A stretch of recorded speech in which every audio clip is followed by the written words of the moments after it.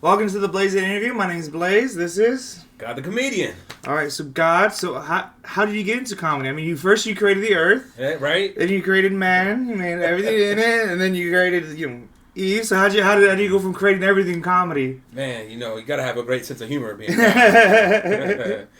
man. It started out in a little small town called Waco in Texas, and I seen some comedians from Dallas perform one time, and I just caught the bug. Said I wanted to give it a try, and been hitting up open mics down in Texas. Used to drive to Austin and Dallas. And things, and when was this? This is all about.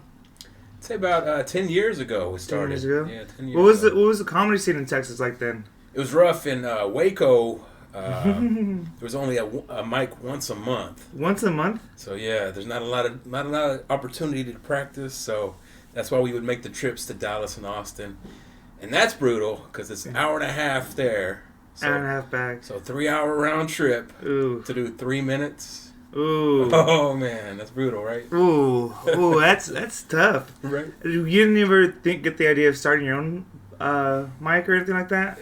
Thinking back, hindsight's 2020, but I don't know why I never thought of it, why I never attempted it. Especially because it's not just you doing that. Real. It had to been like at least 5-6 other guys, girls. Underground, right? Yeah, you know what I mean? If you just talk to me, it's different now because now I feel like a lot of us are networking. Yeah. Like first thing I do when I go to a mic is I always like when the mic's over I try and network. Say, hey man, good set, blah blah blah. I'm gonna get your Instagram. That's smart. That's half of comedy right there. Is networking. I think it's half talent. And then half who those relationships you have. But, well, they say luck is when opportunity and preparation meet. Nice. Yes. So I mean, like you have to be put in the work, right? Like there's no one who comes like unless you're Brandon Schaub. Right. No one's getting stage time like that. For real, unless you're friends with Joe Rogan. Yes, or your T.I. maybe. Don't even start. Remember that? He was it Godfrey? Was it? Godfrey is the comedian from Nigeria. He went on his stage right after he was the headliner and did a whole another like 30 minutes. Wow. Yeah, not rapping. No, not even like a song. There's one thing if you went out there and like, hey, ba ba ba ba, if you guys leaving, here's some like music. You know what I mean? Do some music, and people are like, oh, cool. Right. T.I. concert. Godfrey would be like, oh, that's cool, but like, he did another 30 minutes of comedy. Oh, ouch. Hour of comedy. That's just brutal, especially the headliner. Don't say his name 3 times, or he might start doing it again. He was popping up at open mics here. Remember? Yeah, I remember that. He was at the Ha once. He was the Ha. He was at the Hollywood Comedy. Man, he was everywhere. Right? He was everywhere out here and all. That was weird. For real. Seeing him, and then after that, he was in Georgia, and some female comic was clowning him. Oh man! And he went up stage and like took the mic and like talked to her. Remember that? I remember that. That was so awkward. I was like, bro, you can't do that. For real. You can't. And that was like right after the slap. Oh man! And it was like 2 weeks after the slap. Jeez, you gotta read the room and perfect timing, right? Well, not even that. It's like because it's bullshit. Because like he came after her about some shit. And then she clapped back at him when it was her turn, and he brought up, you know what I mean? Yeah. In comedy, you can't be pussyfoot. You can't have that thin skin, right? Nah. Especially with all these roast battles that's going on. I know. Do you do any of the roast battles? I want to. I'm been a little scared. I need to honestly, no llores, way. No llores. Right. That's the for those of you who don't know, Los Digits. He went to the Ha Ha. Well, he used to run the Ha Ha, but they just got shut down. But now he does it in Santa Monica at the Brit, I think it is, and he does the roast battles out here. It's pretty good. It's fun. It's hard because you get like a week to just like meet someone and then like find out their flaws. Yeah. Find out their little insecurities. Yeah, you're like going there. You have like lunch dates and shit like that. Nice. Oh, is that okay? Good to know. Oh, you divorced? Oh, nice. She left you for a black man. Oh. Noted. That's comedy material, right? Right. Just do. It's cool, but it's like.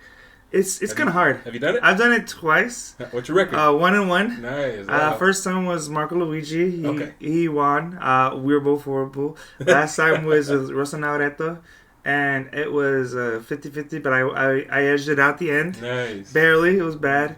It's hard doing on because a lot of times I noticed it. I was talking to people. It's like a lot of our jokes are half baked.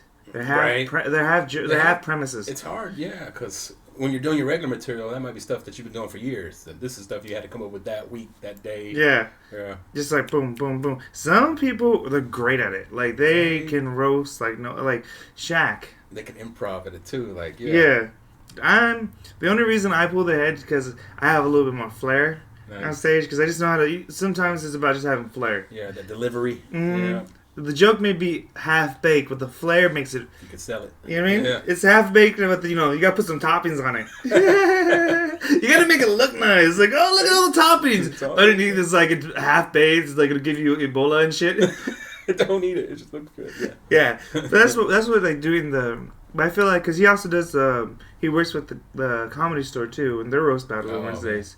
So, like, I feel like doing his comedy, his roast battles is kind of like the minor leagues. Right. Like, if you can really do well at his, then and you send your tape to the Comedy Store, then they'll book you. For real. I mean, this Comedy Store is always looking for great talent. Yeah. I did the potluck one time, and haven't been invited back. So. Was it that bad? Man, I was, so you I'm sure you know the process. You apply on Friday. Yeah. I'd forgotten about it over the weekend. I get a email on Monday that I've been selected. I'm at work, teaching kids. Yeah. So I gave all my students busy work so I could prepare. But man, it's so rough. Dude, I was the second one up. I've never been there before. I didn't know there's only one way to the stage. Yeah. And I went the wrong way. It was brutal, dude. It's fun. It was fun. I mean, the Comedy Store is always great. I haven't performed there, but I've gone to plenty of shows there. Yes, it's like a staple, man. It's a legendary place right there. Mm-hmm. When did you move to LA? Just over a year ago. I moved here August of last year, August 2021. So, okay. Yeah. Why the switch? So my son just graduated high school. Oh, nice. Yeah, and so nothing was holding me back. I was like, man, I'm out of here. I was waiting for that, man. The baby mama's on the picture? No. I'd been raising him by myself since he was 4. Oh, nice. But he was just dead set on graduating with his friends. And I was trying to talk him out. I was like, I never talked to any of my high school friends. You're not going to see these guys after you graduate. Like, this is movie. I hope they have a lasting friendship and they're each other's best man. They're each other's best man anyway. They better be. They have their kids like go to the same high school. They purposely like get married like around the same time. They have kids around the same time. They better at this point because I stuck around just so he could graduate with his friends. Do you not like his friends that much or what? I just didn't like Waco that much. I didn't like Texas that much. I feel that. It's so conservative there, man. Did they at least go to college together or something? So he moved out here with me. Okay. He left them all behind anyway. What the fuck? Right. All right, dude. Fuck you. We could have done this years ago. But nah. I get that. You could have gone back on holidays, motherfucker. Right? You can always visit, man. Yeah. Okay, so you came. You're from here, right? I grew up in, Diamond Bars? No, not Pomona? Yet. Pomona. I've heard Pomona. I live right before Pomona is Diamond Bar. So I always like to say it's the last city in LA County. Because when you see the big map of LA County, that's Diamond Bar. Because right south of us is Brea, which is Orange County. Yeah. And east of us is Pomona, which is San Bernardino County. So we're like the last city of LA. What's that like growing up in LA, man? Always that's my students that because they're sixth graders, right? Yeah, they're like as big as you. Like, what is it like growing up here, dog? I mean, I grew up, where I grew up east of the 605. So I'd say, when you grow up east 605, you don't go west of it. You grow up west of it, you don't go east of it. Because there's no reason to, because it's just too far. Because I grew up mainly going to, Ontario area. I mean, I'd go to the Ontario airport. I'd go to, the hockey games. I would go to, the range games, the Ontario Range, I think they're called, I forget. But their mascot is a dragon whose name is Blaize. Hey, so I was like, hey. So that was cool. Inspiration there. Yeah. So this is cool. I mean, there's nothing to do out there. It's where I grew up. It's one of those cities you just drive through. So it's just like growing up in a small town. Yeah, it's kind of like growing up in a small town, suburban living. You know what I mean? Like a vacation in LA every once in a while, whatever. Yeah, you mean we didn't? For my family, we didn't vacation really in LA. We went to Arizona. We went to Mexico. Nice. So because we have family over there. Yeah. So our vacations are more like going to see family, and so we would drive. We were those cross-country driving families. Literally cross-country. Man. We'll cross the country line and cross back. Going to Mexico is fun. It's interesting, especially now with all these people about, Border Patrol. My whole life, it's been so easy to get over the border. You know how many times I've never had to have shown my passport to cross the border? Man, I'm scared. That's a relatively new thing. What, the last decade they started doing that? Passport? Even not even. Yeah, man. Some people tell me it's okay to go to Tijuana. It is. People tell me not without a passport. I'll tell you this. If you go looking for trouble, you're gonna find trouble. So it's about like what you if you're going out there with bad mouths and like trying to get all fucked up, like But if you're going out there to have a good time, enjoy yourself, you're gonna have a good time. It's like out here in LA. If you stuck there, it's like when you party. Let you back over. Yeah, they let me. Oh, so funny story. February 2018. So I just graduated college 2017, right? I came back. My cousins and my brother and I, we all go to Mexico to party to celebrate my graduation. Right. So we go over there. I don't have my passport, but I have my Hawaii State ID. I told you I went to the University of Hawaii, right? Hawaii. Yeah. So I have my Hawaii State ID, and so I go over the border, and I don't have a passport, so I give the dude my Hawaii State ID. And this is after McLovin and all that shit? This is 2018. He's like, man, this is fake as fuck. You know what's even funnier? It's not even a driver's license. It's a state license. Wow. So it's like ID. Yeah, it's just an ID. So it's like, it didn't give me permission to drive. It's just an ID. I like to having it because I just like to show it off. But that, so I give them ID. So they start speaking in Spanish, right? So they go and they take me to this small little side room. And I look around. First thing I notice, no cameras. Oh, shit. My butthole. I puckered right up. Like I was sitting with my legs together, and I was like, he's like, all right, here's what's gonna happen. He talks to me in Spanish. He's like, all right, I'm gonna give you $20.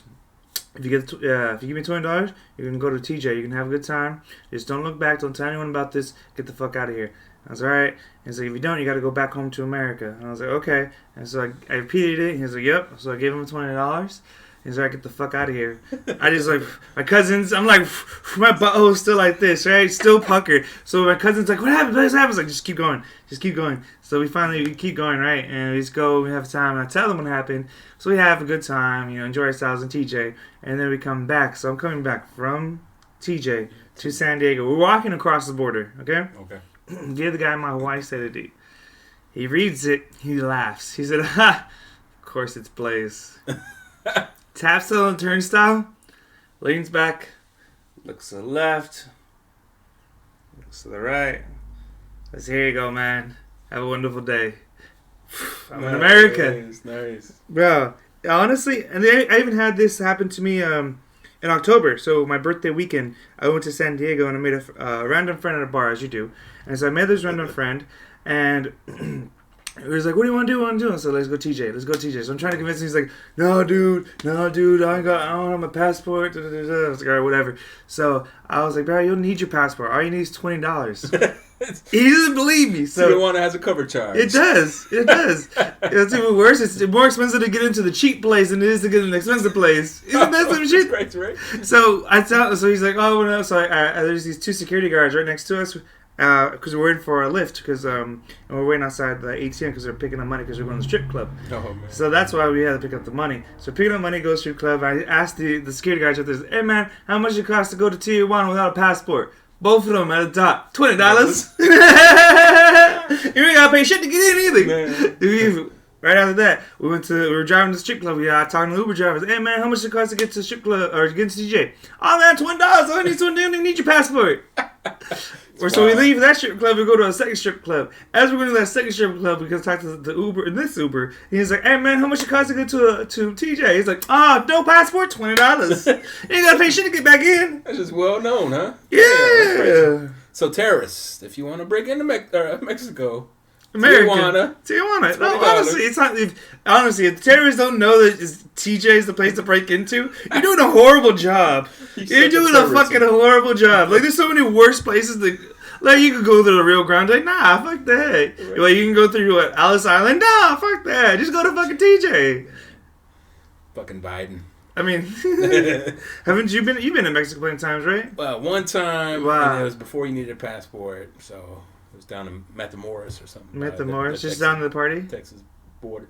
Actually, just to go in there to see and leave. It was so also with the depressing shit where all the kids are trying to sell you candy and stuff, and I'm like, oh man, I feel bad. You just went out there for just to be depressed. Just to say, I was with my baby mama at the time. So yeah, we just went there to say I'd been to Mexico, went to the border, drove around a little bit, and came right back out. No $20. No $20. No nothing. No passport. No one's stopping you. Right. No one's stopping. Just traffic. Yeah. No, it was crazy because I remember as a kid, like we would just like it'll be days where it's just full, and all they'll do is go like this, and people just drive through. The reason why I remember that so bad because I had to take a shit really, really bad, and there's a gas station right outside the border. So I knew as soon as we get out of the border or across the border, I can go use the restroom. And I was like, oh, and the girl was like that. My mom, I almost got in so much trouble one day. We were at the border, and the officer asked, "You got any firearms in the vehicle?" And I said, "Yeah, these guns." He looks at me. He goes, "Huh? Have a good day, yo." Gone. My mom buckles her seatbelt, grabs her slipper, just beating the fuck out of me. Just like, don't you ever. Granted, that's well deserved. He laughed. He went back and went, huh. That's amazing. Just a symbol, huh. So, if you're trying to bring in guns to the country, just have a little kid. Yes. Make that joke. Yes. You're good to go. I mean, I should. Technically, I think I've committed multiple federal crimes. What's the statute of limitations on those? Who knows? I mean, if you haven't smuggled, it's easier. Honestly, sometimes I'll smuggle drugs into Mexico just because I need better drugs. I need good drugs. Man, I want the stepped on stuff. Yeah. Yes, because honestly, some of the drugs in Mexico, it's oregano. What is it? Orangutan? What's that? Oregano? Oregano. Yeah. As you can tell, they put some oregano on that fucking shit. He was like, "Oh, this is spicy shit." That's that oregano. So, what started you to do comedy? Like, why? Man, so to be honest with you, I started improv. Oh. I was too scared to go on stage by myself, so let me bring some friends up there, make it easier. But improv is rough, man. I think that might be the hardest form of comedy to do good. To be good at improv is hard. Yeah, why is that? It's easy to do improv, but to be good at it. Why is that? You just gotta be quick on your feet and feeding off the other people well. Yeah. We were horrible. Yeah. We called ourselves Trisomy 21. Oof. Which is the medical term for Down syndrome. Wow. Yeah. You could already see where this is going, dude. I was 17, 18 years old doing it at a bar in Texas. Wow, impressive. Yeah.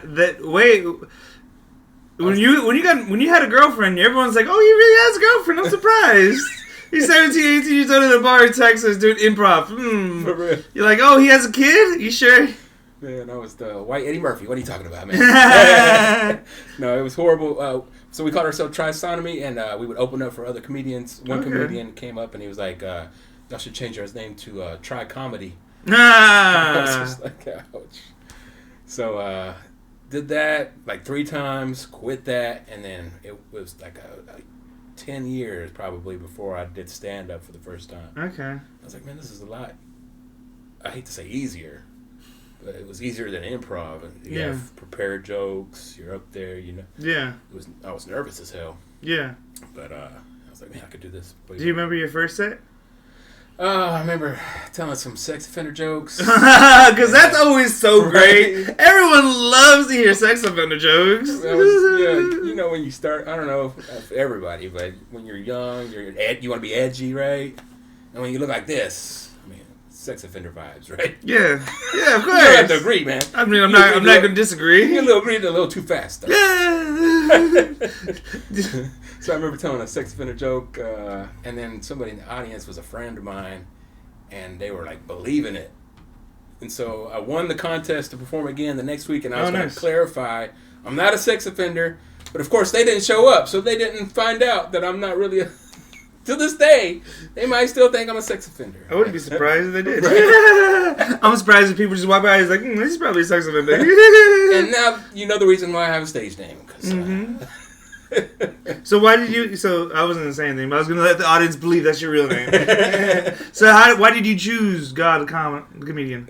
I mentioned earlier I'm a teacher, and I was always worried about stuff I staying on stage, getting back and getting me fired. Yeah. So they made me come up with a stage name, and I saw this Voltaire quote. You know Voltaire? Remember Voltaire? You remember Voltaire? I think Voltron, but I don't know Voltaire. He's a philosopher from back in the day. And he said that God is a comedian playing to an audience that's too afraid to laugh. That's me, dog. Like, every time I bomb, it's not because my joke was bad. It's because the audience was too afraid to laugh. So I surprised nobody had it. I looked at it. I was like, God the comedian. There's a ring to it. I looked it up. No, I thought for sure somebody would have it. Nobody had it, so I snatched up all the socials. Yeah. And just been running with it since. I think it's to be honest with you, it's just a gimmick. Because you go up there, and there's so many comedians that look like me. Yeah. Kind of stand out. And what am I going to stand out with? My talent? Yeah. But I think I was sitting next to this dude at the Comedy Store, as a matter of fact. And he was asking me, why you go by God the Comedian? And the guy that was on stage, they had just announced him, not even a minute earlier. And I said, what's his name? And he's like, I don't know. And I said, what's my name? And you remember my name, right? That's fair. That's fair. That's true. That's true. I mean, having a name like mine's Blaize is kind of easy because, like, that's not even my stage name. It's my real name. That's crazy. They just set you up, man. I don't have parents like that. Parents, why didn't you set me up with a cool name like that? No, fuck that. Yeah, you anointed yourself. You know what I mean? Yeah. My mom anointed me from birth. She's like, oh, he gonna be a good one. We gotta give him a good name. Blaize. Yeah. Supposedly she found on the baby book. Supposedly. Nice. I grew up with a kid in South Waco. His name was Weed. Okay. So at least you're a little more discreet. Well, W-E-E-D? Weed, yeah. They were definitely hippies. Right? They were definitely hippies. Weed. They were definitely a 70s kid. It was like, what's yours? LSD. Right? My brother Acid, yeah. My sister Ecstasy. Well, I remember was one of my ex-girlfriends. She's really into names, and she researched the little things and found articles about names because they're fascinating. So she found this one article. I think it was like either it was Australia or it was like Southeast Asia, one in that time zone area. You know what I mean? In that part of the continent, East something. But it was like they called their kid Messiah. And the courts made them legally change their name because it was too much pressure for them to live up to. Wow. Man, it makes sense because I grew up with some Jesuses too. There were some badass kids. Well, you know, they had single mothers, didn't they? Right? That didn't help, right? Virgin Mary over there. Virgin Mary. She's a virgin, all right. ¿Qué pasó? Mira, he's a blessing from God. He's God. You guys, I thought you only had one. I thought you only had one kid. Many blessings, yeah. That's funny, man. Okay, so you got so you came up with it just because you remember it because you have to stick out. Yeah, there's so much competition out here, man. But I didn't think it would hurt me out here. All my life, growing up in Texas, I always heard how godless California is, like that. And people actually get offended out here by my name. I've had some hosts not want to announce me. What? One host told me that they wouldn't even let me get on the mic if they had a choice. And I'm like, it's just... Really? Do they not know there's 350 million gods in India right now? Like, why are they mad at me? Really? So this person got mad at you? Well, did you have a talk with them afterwards or something? Or? I think once they see how I usually don't even address religion when I get up there. I think they have preconceived notions that I'm going to go up there and bash religion and be this jerk. But I think when they see that I'm just this non-assuming guy, they seem to get warmed over. I think squash those beefs. So okay, yeah, because that first, gotta get them past. It's just a through the centrifuge. You gotta get them past the centrifuge. Right? Oh my! But so how do you what's your thought process in writing jokes? Like, does your improv background help you with your writing now? So I don't write a lot. I find it difficult to write. Sometimes I will. Like if something big happens, I want to make a joke about that. I'll sit and think about it. But for the most part, jokes just come to me throughout the day while I'm doing normal, mundane stuff. And then I'll just make a note of it on my cell phone, or I'll make a status on Facebook because I'm old. I'm still on Facebook. So, and if it does well on Facebook, I'm like, okay, I can try this on stage. That's just you. Do you sit and write?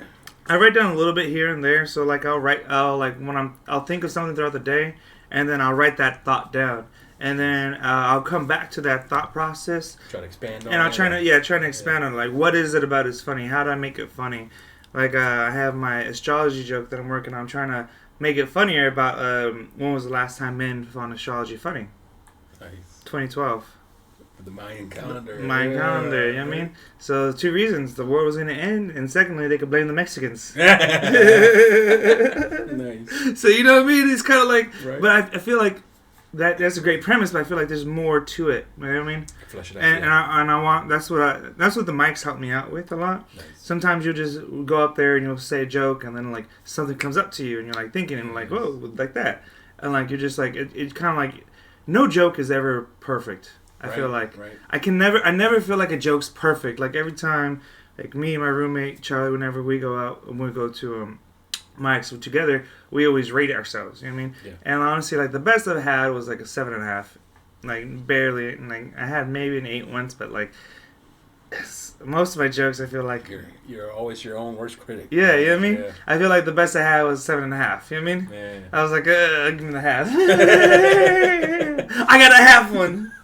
It's like inches with your dick. It's like I got a half inch. Do you ever rehearse like in front of a mirror? And shit I've done that before. I've done rehearsing. I've noticed that I'll flesh it out when I'm rehearsing too. Like more stuff will come out or a different tag I like better will come out. I'll do sometimes in the shower. Yeah. Sometimes in the shower, I'll just start running my lines over, just like, by myself. Nice. You know what I mean? I talk to myself enough in there. Right. So it's like, so I just go over it. Just, sometimes when I'm working, I'll just like go over it in my head. Nice. I'll just like think about like set ideas and stuff like that. Like, especially like sometimes what I'm trying to do, good writing technique I try and do is especially if it's a 5-minute mic, the first 2.5 minutes is gonna be a mirror of the last 2.5 minutes. Nice. So, that's the kind of have a callback. That's the perfect when you that, like, wrap it back around. I want to make it at the 2:30 mark. I have a boom, and then at the 5-minute mark I have a boom. You know what I mean? So, and I want them to I want it to be a callback. Nice. So that's like one of the techniques is like, okay, how can I make a joke to make a callback to this joke? Nice. You know what I mean? Because it's kind of like, and that's what the roast battle helps me with a lot. Because we're saying, it's a lot of half-baked ideas, a lot of half-baked jokes, and like it's also because it's such a short turnaround, it makes it hard to like really like.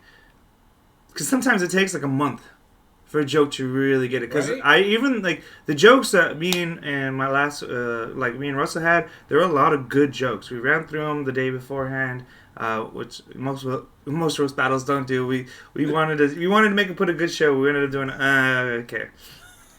Yeah. So we did it okay. Because honestly, I wanted my goal was basically to get best set.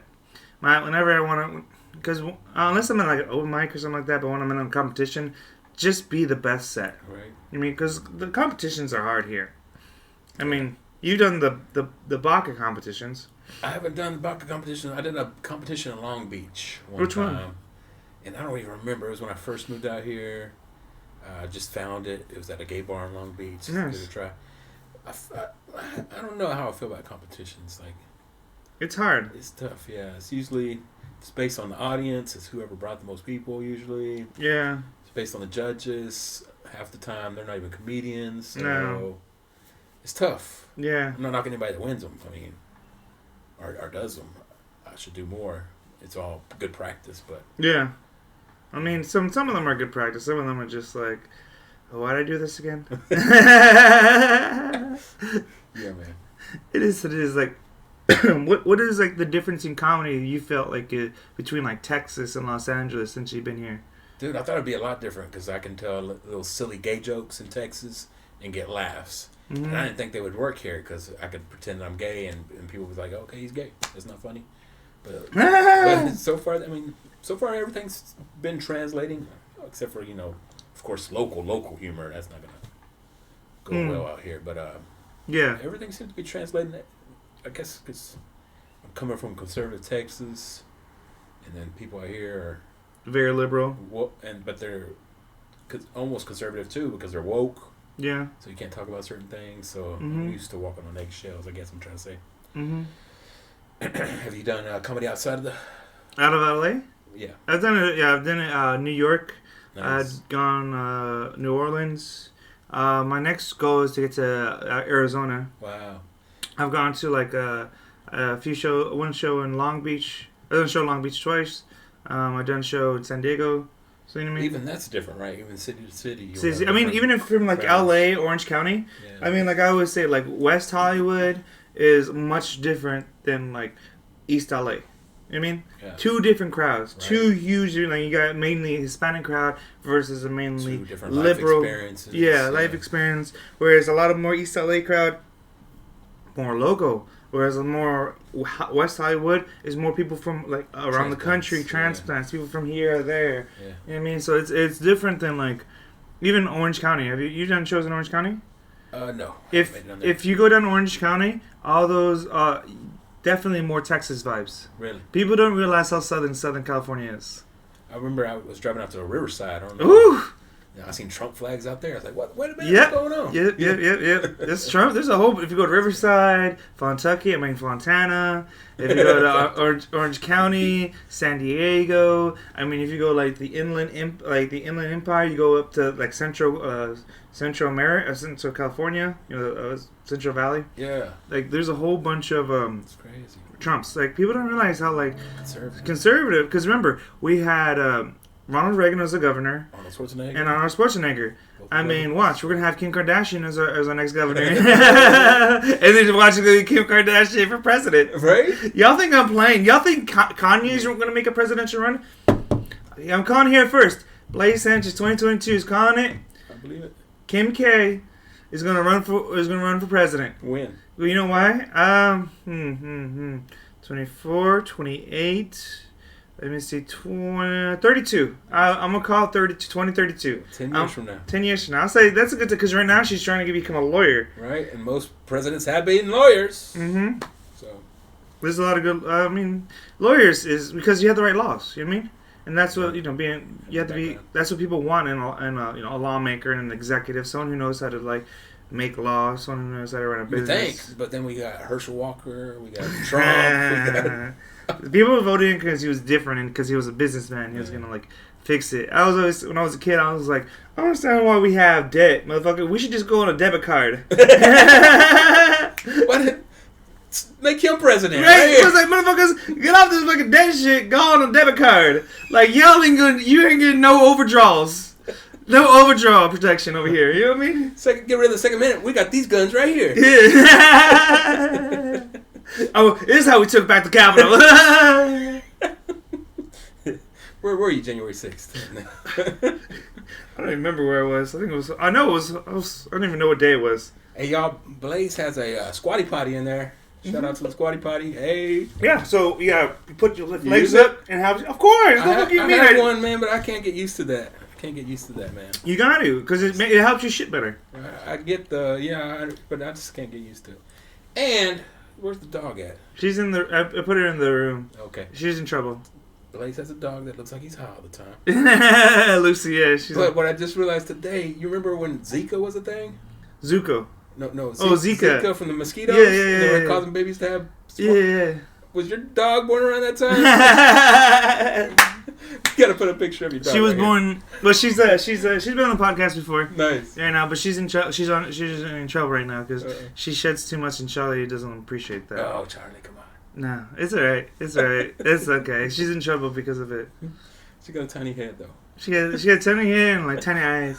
The thing is, like, I have a problem. Like when I smile, I always squint. Like I don't even they like. always say dogs look like their owners. I think she's my dad's, but we should look into that though. I think that dog is a Zika baby. A Zika baby of dogs.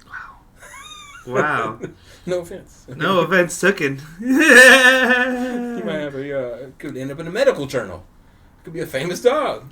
Could take it on tour. It's been on the podcast. It's already a famous dog. Even more famous. An oddity. An oddity. Like the freak show. Let's do it. I mean, I take the dog with me sometimes. The mics. It's kind of hit or miss with the take the dog. It was funny. I went to Big Chilling like a month ago, and I took her and I let her off the leash just to like whatever because it's in the backyard. It's a really nice place, Big Chilling. You've been there, right? No, I've been meaning to. I don't make it out here to North Hollywood very much, to be honest with you. Where you stay at? I stay in Inglewood. Ah. So, yeah. Yeah, what the fuck you doing out there? God, what are you doing out there? Man, I moved out here without a job and no place to live. Do you work out in Inglewood too? Yeah, so I work at the school. I was like, I'm gonna wait till I find a job, then I'm gonna look for a place right next to it. Do you feel like your students are they like mainly gentrified or no?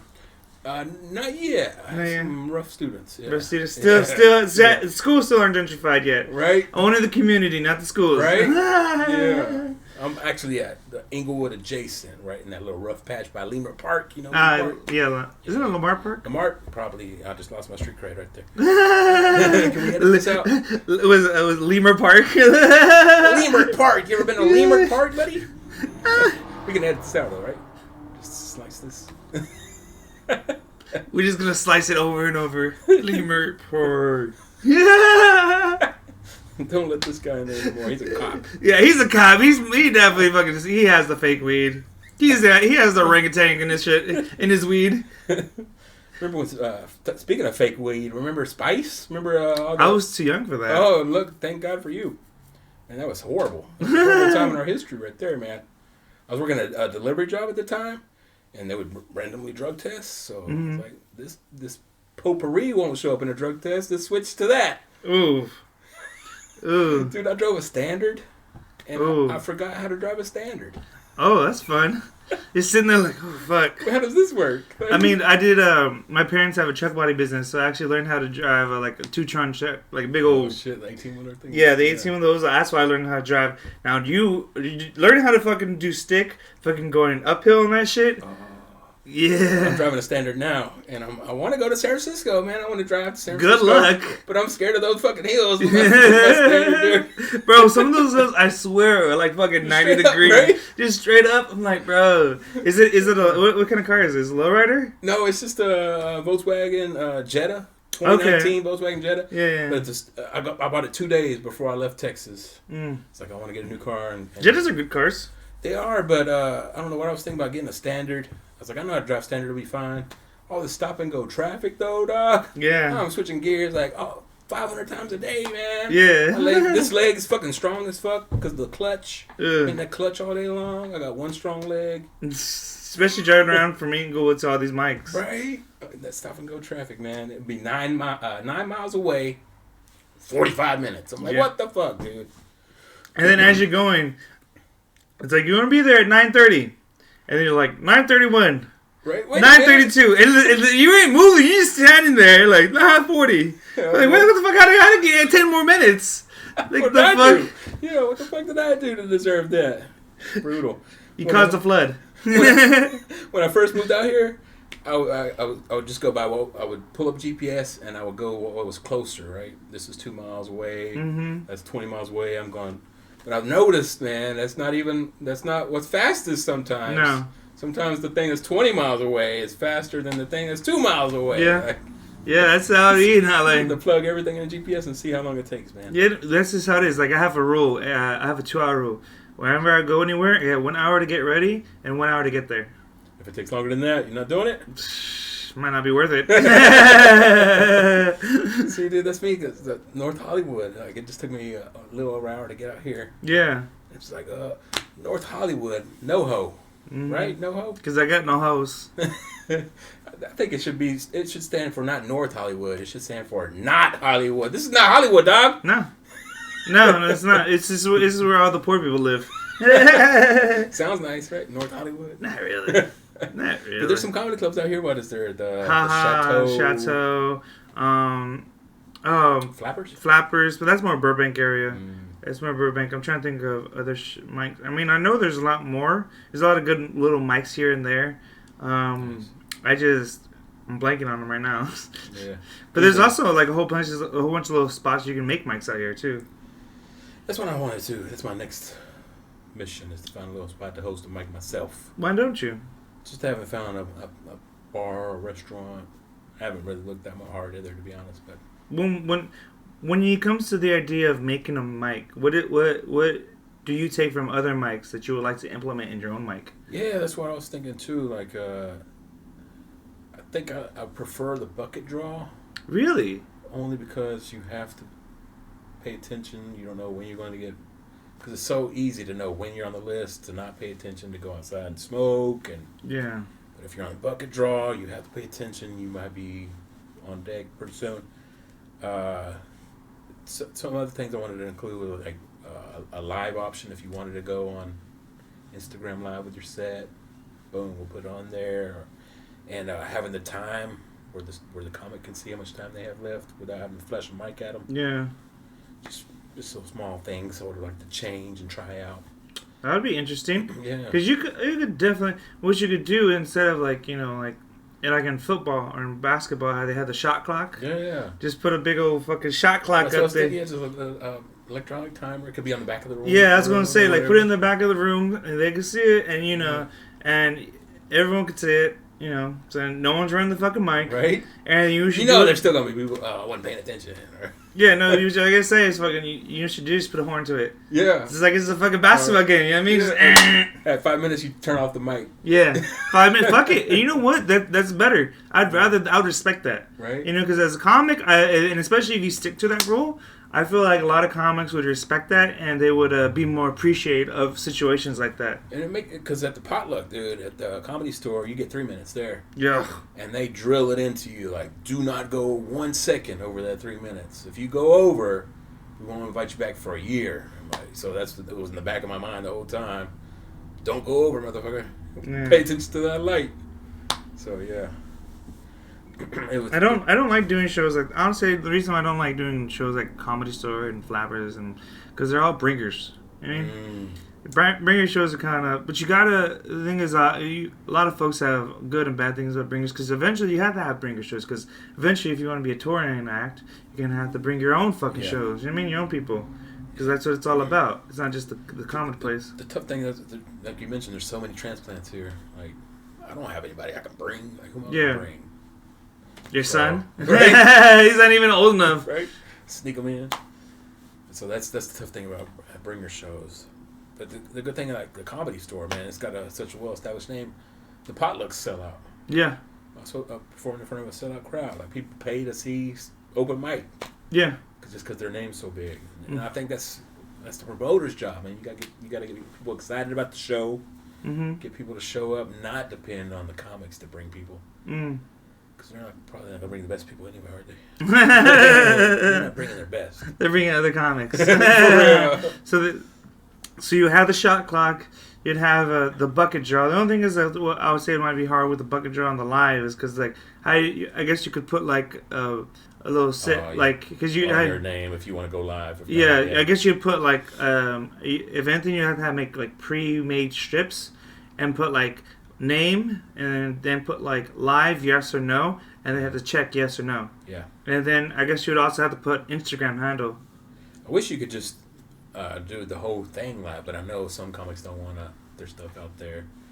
And I heard years back that there used to be a mic like that would put all this stuff on YouTube, and then they started monetizing it and cut everybody off, so people were salty about that. They weren't getting anything from it, so it's different. I mean, that's that, but like once again, it's live, so it's like harder to monetize. I'm not sure how to monetize Instagram Live. Yeah, what they were doing is they would put it out live. But it's on YouTube too, yeah. But that's different, yeah. Stuff, I mean, you could do. I mean, there's a lot of comedy places that do that. I mean, you follow a whole bunch of comics. They put their own stuff up there. A lot of comedy stories. They put little skips from what other comics do and stuff like that.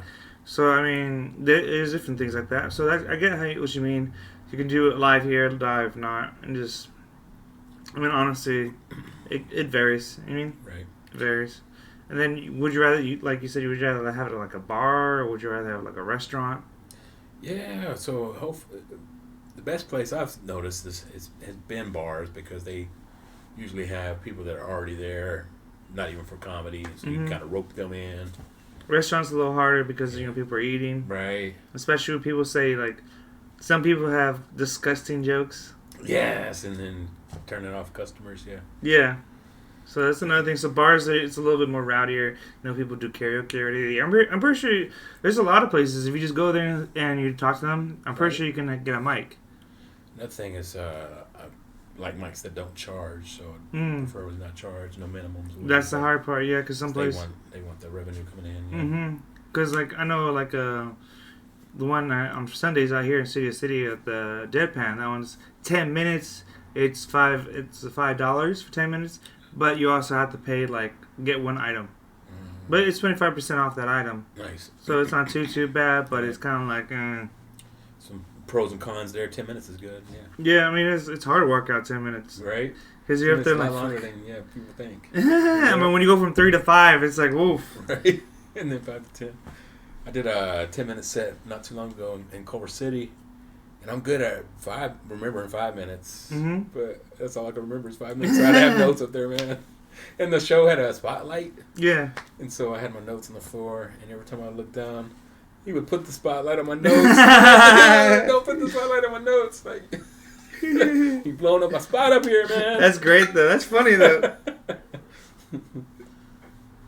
You could have played with that, though. You definitely you could have like sometimes when stuff like that, you should have used your improv skills. Right. Act like I'm looking, make a move it. And, Mm-hmm. That was fun at the Crack Brewery. If you ever get a chance to do that one, it was fun. I don't think I've done that. I don't think I've heard of that one before. Yeah, it's relatively new. Okay, cool. Yeah, that's the thing is it's like a whole bunch. It's all about networking. Yeah. I mean, that's partly how I got the shows in Long Beach because I met a friend of mine. I made a friend in San Diego. He invited me to do his shows. You know, he came out here to the Comedy Store. I went to go support him. So it's just about like all supporting each other. Let me turn the tables and ask you. So how, I struggle with asking people to be on the show. Like I'm just like, they should ask me, right? Yeah. But that's not how you get booked shows. You gotta go out there. You gotta ask. I say this: closed mouth don't get fed. Right. If you want to eat, you gotta open your goddamn mouth. You got there asking. And, you got to. Yeah. You got to, and don't be afraid to. It's just like, hey man, I want to get on your show. How do I do that? Yeah. And you can't half step. It's like playing basketball. You know what I mean? It's like if you want to get on the basketball court, you gotta say I'm next. And someone says, no, I got next. Like, no, motherfucker, I'm up. No. And you gotta play good enough so that way they can't take you off the court. True. You know what I mean? So that's how I feel about comedies. You gotta ball out there on the stage until so good they can't put you off it. You know what I mean? Like when you balling out there, swish. No matter what you're shooting, you're just making it. But it ain't all like that. You know what I mean? It's fun bombing. I've noticed that a lot of comedy flyers. You'll see people that are like, they're on this show. Why are they on this show? Like they're not funny or whatever, but they're on a lot of shows. They just must be out there networking and asking. Yeah. And I suck at that, man. Like I did ask somebody, and they're like, "Yeah, I'm gonna message you tomorrow with our schedule, and we'll get you on the show." And they didn't message me tomorrow, and I didn't reach back out like, "Oh, you forgot to message me." Yeah, so it's partly on you. It's like you mean like if you really want it, you got to be about it. True. That's what's hard for a lot of people. It's like a lot of people are half steppers, and especially a lot of people in comedy, they don't have a lot of confidence to begin with. Right. And like, I've noticed open mics is always half ex-jocks and half people on the spectrum. I think I'm a little bit of both, right? Because I'm on the spectrum and I'm an ex-jock. The only thing I'm missing is being a fucking actor or a singer. Yeah, man. There's a lot of awkward people on mics, and there's a lot of super confident people. And there's like no in between, dude.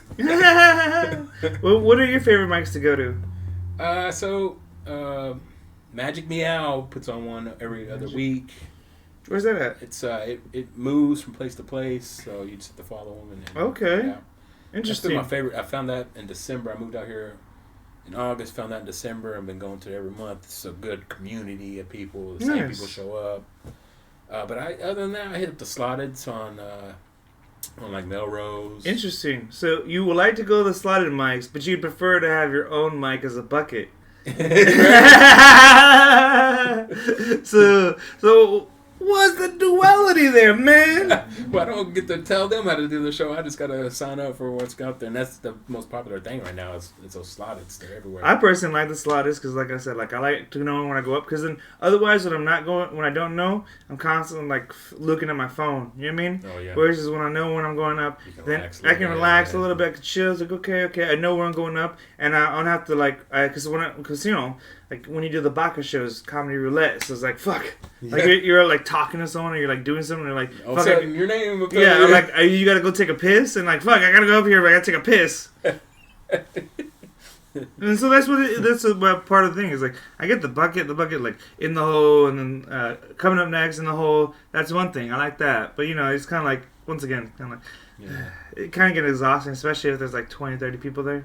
Right. That's the thing is, I've noticed there's like comedy fatigue, like after an hour, hour and a half max. Yeah, 90 minutes. People just stop laughing. It's just too much, and so that's the thing is they keep it at that sweet spot.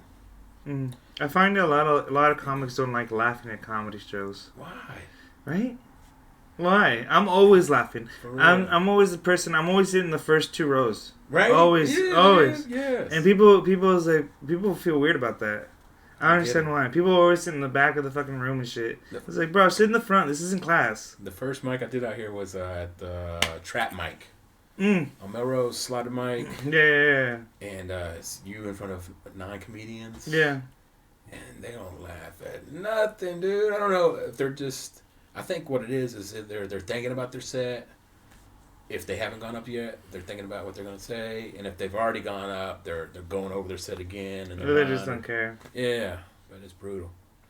But if you get a laugh there, you got something, right? Right? If you can get these comedians to laugh. I mean, there's different rooms all over the place. Like I always say, like, haha is an art room to do some material because it's kind of... Yeah, Badger and Gems, just like... I love Badger and Gems. Right? It's the same thing, same slotted, same 9 comedians, but it seems more supportive there every time I've been. The one that I used to like going to is Pasadena Comedy Club before they closed down. I went there, I did an audition there, yeah. Nice. I used to go to the community college of comedy. Nice. You know what I mean? Yeah. And then you have, like, have you been to Accidental Chaos? Man, I've just watched shows. I haven't went up there. You haven't been up there? Yeah. It's a frat house of comedy. Right? It's like, cool. Honestly, if you go to New York, there's this one mic. I definitely know you'd be scared to do it. It was called What the Heck Mic. So what it is you go through for 5 minutes, and the crowd heckles you. Ooh. Yeah, buddy. Yeah, buddy. And it was like the most racist, transphobic, like homophobic, like everything. Every phobic you can think of. It was great. I loved it. You know what I mean? I want to bring something like that out here, but it's like you said, just finding the right place, sharing the right, getting the right venue out there. Yeah. There's one I want to do is the Riff Raff mic at Third Wheel. No prepared. That scares me too. No prepared material.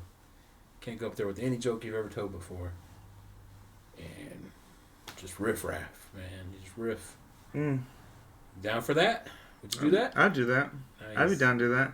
Nice. I know there's so many different types of mics. I mean, like I said, there's Accidental, there's haha, there's even Hollywood. Hollywood, like you said, it's just fucking just an ice house in there.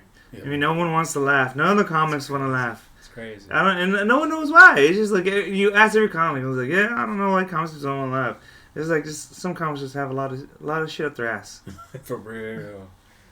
I think it almost makes them feel like you're funnier than them if you laugh at them. I don't know what it is. I don't know. I'm always laughing. I'm a loud laugher too. Right? Yeah, you got that unique voice, that unique laugh too. Yeah, because when I'm at the comedy show, you hear me laughing all the time. Nice. All the time. I don't care because I love comedy.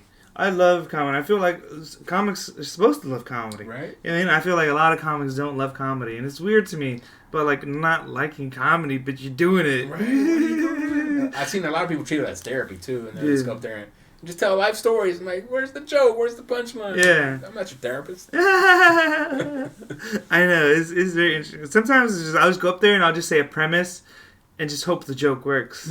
Nice. Just like, oh, let's see how this goes. I don't know. It's like, I ain't got nothing for that, as you can tell. How do you feel about how often do you come up with new material? How often do you use tried and true? Like, what's your ratio there? It depends on how I'm feeling that month. You know what I mean? Like right now, I'm just working on all new stuff that I've written within the last 6 months. Nice. Everything I'm doing right now, I've written in the last 6 months. But I still have my tried and true. Usually, I only bust out the tried and true when I'm like doing a show. You know what I mean? But when I'm at a mic, I'm doing the new and improve. I always try the tried and true at new places that haven't seen me. But if there's even one person in the audience that's heard my joke, I just feel like a hack if I do that joke again. Like, I don't believe that. I don't believe it because you gotta. Because I look at this like I've looked at clips with Don Rickle. Don Rickle. Ugh. Yeah. Excuse me. Don Rickle, like he always has the same joke. He's like, "Do you want a cookie?" You know what I mean? Yeah. He's like, oh, aren't you smart? You want a cookie? Or he'll do like, oh. You know what I mean? Like, a lot of his humor, like, he does the same act over and over. Like, you look it over. Johnny Carson's, or like, Jimmy Fallon. Like, a lot of the shit is just the same thing, just regurgitated. Yeah. And, like, that's something that you can do more then. Versus now, where everyone's going to be boom, boom, boom, boom, boom, boom, boom. It's like, if you don't have, like, it's kind of like, I feel like it's like Jay-Z. You got to have a spring and a winter track. Nice. You know what I mean? They have 2 tracks a year. Right. So, like, that's just how it be. And for some people, they make new material all the time. Some people I've known, they've been doing the same set for 5 years. So the Magic one I go to every 2 weeks, it's always the same people. So I always try to come up with a new 5 minutes for that. Nice. But I notice some people will come and do the same 5 minutes every 2 weeks. I'm like, what are y'all doing? Like, we're all the same people. We all heard this. Yeah, but they still got to work through it. You know what I mean? Because remember, like we're saying, we got to put in those 10,000 hours. You know, Bruce Lee says, I respect the man who trained one move 1,000 times versus the man who studied 10,000 moves one time. You know what I mean? So it's like you just got to keep doing it because they're not comfortable with it yet. And you can't be like, you know, who are we to say that they're... Right. Unless you want to say, you're a hack! You heard this. Yeah. We heard this already. Yeah, I don't ever try to weigh on who's funny or not, because the people I don't think are funny are some of the most successful comedians out there, like all this blue collar stuff. Larry the You don't Cable like blue Guy, collar? Larry the Cable Guy stuff. Jeff Foxworthy. Really? Like who's the guy with the puppets? Jeff Dunham. Yeah, they're the most successful, and I'm really, like, they're not my cup of tea. Really, who's your cup of tea? I like Carlin, Hicks. Trying to think of newer people. Dave Chappelle, yeah. I mean, Chris Rock. Chris Rock. I mean, what about like Def Jam comedy? Yeah, I wish they'd bring that back. Ooh. Dope, right? I remember we were talking about. I love Def Jam comedy. I love like even like the Blue Collar tour. I love the Blue Collar tour. I remember with Jeff Foxworthy. You might be white. You might be a redneck. And it was honestly just him 30 minutes saying you might be a redneck over and over and just over. Raking in the dough, man. I mean, it's just you might be. That's all people want to hear. Yeah. That's all people want to hear. If you got to stick like Larry the Cable Guy, all they want to hear him being like. Telling fart jokes. Fart jokes, whatever. I mean, like he's cool and all. Like I loved him. I loved. Who else? I'm trying to think right now. Like a lot of the comments I'm thinking of right now is like. Just had to pause and you know when you're like, it's like now you have a test and like your mind goes blank. Like Red Fox. Oh man. I love watching Red Fox. Like him was like, he was funny up there. Yeah. I mean, even like Jamie Foxx's old stuff. Like I didn't know Jamie Foxx was a comedian. Right. That's a stage name too, Jamie Foxx. Yeah. Oh yeah, people forget Jamie Foxx isn't his real name. Right. Whoopi Goldberg isn't her real name. Right. So quit giving me shit, people. Right. I mean, like you're saying, but you just want to protect yourself. Yeah. Because you don't want like your kids Googling you and then, right. Because you know they will too. Yeah. They always do. Right. These kids are like fucking work for the CIA nowadays. They don't know where you know your parents. They know where you're born. They know your address. Like it don't even. If they find out your phone number, it's over. Last year, I mentioned to them just in passing that me and my son used to make YouTube videos. And I forgot about it. Never thought about it again. One time, my student was like, "Can I plug into the big screen and my computer into the big screen?" I was like, "Yeah." And he pulled up one of my YouTube videos. Cut it off! What was the YouTube videos about? What did you guys it was just Diggy. It was called the Diggy and Dad Show. It was me and my son at the time. He was probably 7, 8. So just goofy stuff, man. Oh. Right? That's cool. Yeah. So, would you ever just consider doing something with your son again, or no? I would. I don't think he's down with it, right? Why not? Because he's 19. He's too cool for his pops right now. Have you ever brought up the ideas like, hey, you want to do that Diggy and Dad thing again? I think I have a couple years back. I need to bring it up again. Let's do a reboot of the Diggy and Dad Show. He might be down. Right? What were the topics you guys would do? You guys would just be like, what you learned in school today? It's like, Daddy, what's a vagina? Well, son. When a man loves a woman. Well, like we were talking before the podcast, you were thinking of like starting up your own podcast. Yeah. What would you like? What like my format, my podcast right now is like the interviews and trying to like because a lot of us are beginning comics. A lot of us we don't have that big of a following, so I'm like, I love this perspective of us as struggling artists in this field. Like let's see, like what does it mean to be like because you all hear you see these big famous acts, but then you don't see us. The fucking little Meiji Much ranging for the scraps and shit. Like, what kind of like podcasts do you like, and what would you want to like emulate your podcast towards? So basically the same thing as you're doing, trying to just highlight the comedy scene here, the burgeoning comedy scene. Mm-hmm. The idea I had most recently is to do just a 15-minute show, 5-minute interview, a 5-minute set from somebody, and a 5-minute sketch. They have a sketch video or something like that they could share and package that together. It's a lot of work. I think it would work, right? But then it goes back to like a lot of comics on like their stuff. So the sketch and their stand up would be stuff that they already have, so we wouldn't have to go out and make it, just grabbing it. Yeah, it just feels like you said, like especially letting other people have agency or like any kind of like. Over that, like not a lot of folks feel comfortable doing that. Yeah. So I get it if you did like you've seen those like the coffee concerts or whatever, the YouTube coffee concerts or whatever. Is it the tiny desk concerts. You know what I mean? Like that. Just do a tiny desk stand up. Just do a stand up routine only in front of you. God's personal show.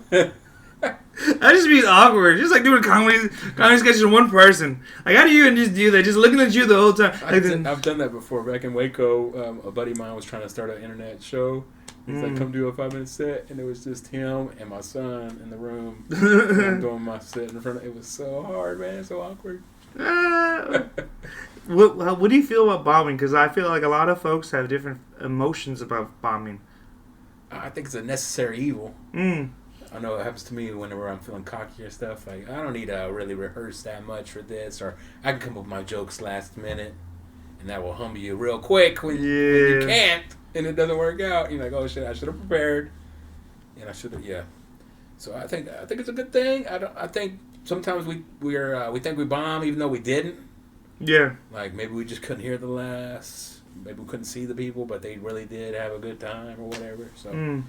Like I said earlier, we're always our own worst critics. So yeah, I mean you gotta be because you always want to see yourself do better. You want to always be the best you. Don't you? There's some people out there, man, that I wish I could have. It's always the people that shouldn't have the confidence that have the most confidence, and I'm just like, I wish I could have a fraction of that, right? percent of that. Just like I just need something to make me feel something. I need to feel something. Maybe they cut the wrist or not to feel something because you have that confidence you can't feel like you bomb. Like you know what it probably is? Cocaine. Is it? If you go out there with cocaine, I think you have a lot more confidence than beforehand. I'm gonna try it out. Woo! Let's give it a try. Just go through some like a bag full of with a white powder nose. Sorry, I powdered myself. Like you're a 17th century prince. Go up there, just talk nonsense, thinking you're killing the whole time. Hell yeah. Shit. But like, God, what are some like future things that like what is your level of success that you feel like you're gonna have with comedy? When do you feel like you've been successful? When I've been successful is when I'm actually earning money, can live off of it. But I came out here with no expectations, man. I'm kind of older in the game. I'm 40. And I know people older than me have made it, but it's pretty rare. Yeah. So my thing is just to go out here and have fun. Yeah. Meet people. If something happens, it happens. Yeah. It don't. And that's probably why I'm not pushing as hard as I should. Yeah. So I'm just like, whatever happens, happens. I need to get focused because I would love to write for a show. Like, I feel like my writing's pretty strong. But even though you don't write your own sets? Well, I don't sit down and purposely write jokes. They come to me and then I flesh them out like you were saying. But I think I could write like sitcom scenarios. Have you ever taken like one of those writing classes? No. I've been looking into that. I definitely would recommend it because I know there's a really, really great classes out here. A little bit expensive, but you know, that's how it is. I'm sure you're probably making networking, making connections too. Making networks there. I mean, also you have people who graduated from that school, so there's connections there. A lot of times, you know, Hollywood's a very connection-based area. Like, if you went to the same school with someone, I was like, oh, okay, no, I like you because you went there. I mean, if you even the big stars, a lot of them are in there because of nepotism. Like they're relatives of So I mean, a lot of famous people come from famous people. Yeah. I mean, a lot of actors and actresses, their parents are actors, they'll change their name to try to get away from it, but that's how they're. A lot of people in the industry, families in the industry. A lot of musicians, a lot of people who are in the music business, their family was been in the music business for years. Right. I mean, it's not that it's a bad thing, but like honestly, it's like my family, like I said, my family's in trucking business. I want nothing to do with it. I want to get the fuck away. Yeah. So comedy. How you doing? Like a lot of kids today, I feel like a lot of folks have this vision. Like a lot of folks are gonna be 25 with 25 million in the bank and 25 million followers, and that's very unrealistic because most folks aren't successful or prosperous until like the 30s or 40s. I feel like. Yeah, and even it's all really just a crapshoot. I believe even the billionaires really got lucky. It's not all their business prowess and stuff like that got them there. I mean, look at Jeff Bezos. Man, he was so unprofitable for so many years. For decades, Amazon didn't make any money, and now all of a sudden... He's sending fucking dick-shaped rockets in the air. Right? And I don't think it's anything he did specifically. I think he just got lucky. Yeah. I mean, it's just Amazon's a really good company. I mean, everyone for the longest time, everyone just used it for books. Yeah. And then eventually they came out with the Kindle, and I was like, okay, this is cool. And then eventually, because you could read your books on there, have all your books, and then eventually started selling furniture on it. And now it's dildos. Now dildos. Everything. I love it. I remember there when the shutdown happened, there was this one guy. He was fighting fighting that they were open. Amazon was like, crayons, colored pencils. I can understand that these are essentials, but dildos, he's also not essential. I'm like, he obviously doesn't have a wife. Dildos are very essential, my friend. He gets it. Both ways. Nice, man. But that's how it is. There's a quote that said if it was just everybody likes to say pull yourself up by your bootstraps, which is impossible. Think about it. You can't pull yourself up by your bootstraps. Yeah. It's all luck, man. If hard work would get you there, there's a quote I'm fucking up right now, but if hard work would make you successful, there wouldn't be a poor woman in Africa. Right? They're all working hard. Yeah. Okay. Yeah. Well, like I said, like luck is where opportunity and hard work meet. You know what I mean? Yeah. So it's like you can't just show up. Showing up. What are they? Showing up's half the battle. Yeah. You know what I mean? Like if you show up, then you're already doing more than everyone. Because like right now, like New Year's is coming up, so we're gonna have a lot of New Year's comics, and so it's like the gym. For the first 2 years, for the first 2 months, January and February, watch out. You're gonna see a lot of new comics. You're gonna be like, how long? That was the resolution. I'm gonna get on stage this year. So every year, January, like December, like right before Christmas, right after New Year's, and like right before Valentine's. Valentine's is when it starts going down. And then people are still moving out here like me. Like, just stay where you're at. Stay in Texas. Yeah. But why didn't you remember when I left too? That's when Austin blew up. That's when Joe Rogan was down there. Dave Chappelle was there a lot. Yeah. Texas was still open while everything else was shut down. Man, I was just tired of Texas, though. I thought about just moving to Austin. But, man, I just got to get out of the state altogether. Why? What don't you like about it? It's just, they're all Bible Belt, Republican, gun-toting. I've never even shot a gun. So I stick it. I'm liberal as fuck. So I always stuck out. I mean, you could have moved to Austin. Austin's a lot more liberal. Yeah, but still, you're still most of the politicians are Republican, and yeah, and you just didn't feel like it like represented you, like your values living in Texas, right? So since California represents more your values. It does. I like the weather out here better too. It would get too cold in Texas. For me. It's too cold, man. And speaking of, it gets too cold out here still. I'm like, damn, I didn't think it'd get this cold. Bro, cold out here is like 68. It hits different, man. It's just because you're just pussified. You're just California. I got soft. Californication, man. This Californication is like you get used to the warm weather. It's like, oh, this is cold. This cold. You get used to the 70-degree nights. My students will complain that it's hot at 80 degrees. I'm like, it's 80 degrees, y'all, man. I'm used to it being 120. Get out of here.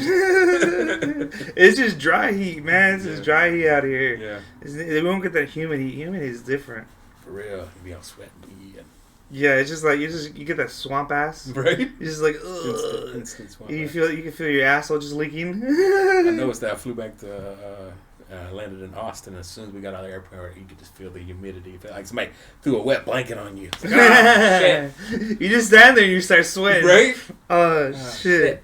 This is why we can't have nice things. Hey, but God, we've been here for about an hour. I just want to let everyone know, where can they find you on the Instagram and all that? Yeah, it's God the Comedian all over all TikTok, Instagram, Facebook, Twitter, YouTube, all those. God the Comedian. God the Comedian. God, where besides Sunday worship, where can they find God the Comedian?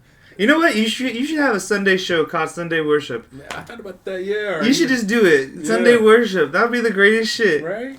I was thinking about doing it right after church, too, like a daytime mic. Do you think people would show up, though? On a Sunday, I think people would. I think people, like, because the thing is, a lot of people go, like, 4 o'clock. They do the auditions. So if I could do that before then? Depending. Once again, it has to be where you put it. Yeah. Because if it's in Inglewood... You have to get closer over here because they couldn't make it, yeah. Inglewood, always up to no good. Inglewood ain't no good. You're canceled, buddy. Yeah, bitch. Fuck that. I don't give a fuck. Everyone knows I don't give a fuck about Inglewood. It's about East LA. Shit. Alright, but yeah. God the Comedian. Where else could you usually do your sets at? Where people, besides that? Yeah, I just hit up the Slotted. Y'all need to start booking me for some shows. But yeah, I'll post it on Instagram, so follow me on Instagram. I appreciate you having me, yeah. Thank you, God. Yep. All right, take care, y'all.